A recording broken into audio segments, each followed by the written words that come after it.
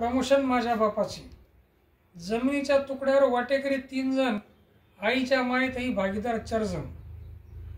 बापाचं छत्र हरवलेलं स्वकीयांचा जात सोसतच ह्या बानं शिक्षण घेतलं. चैत्राच्या जत्रात भांडी घासली हॉटेलात. कधीतरी 2 वर्षांनी चहासाठी प्रमोशन मिळाली. 15 दिवस असेच जायचे. पुन्हा प्रश्न उभा राहायचा. मामाच्या दुकानात काम करायचं. आनंदाने भाकरी थापायच्या. मास्तर व्हायचं ध्येय होतं. कधीतरी प्रमोशनचं वेळ होतं. वैशाखात रोजंदारीनं जायचं. दिवस रात्र राबायचं. गाठीला राहणं जमवायचं. प्रमोशनसाठी सर्व भोगायचं. आषाढात शाळा सुरू व्हायची. अभ्यासाची चंगळ चालायची. लवकरच दिवाळी यायची. कामाला थोडी फुरसत मिळायची. कार्तिकात सत्र सुरू व्हायचं. मास्तर होण्याचं ध्येय पुढे असायचं.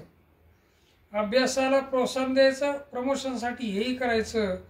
एकदाची मॅट्रिक संपली. दगदग आता कमी झाली. मास्तरकीची नोकरी लागली. गरिबाला प्रमोशन मिळाली. गरिबाला प्रमोशन मिळाली.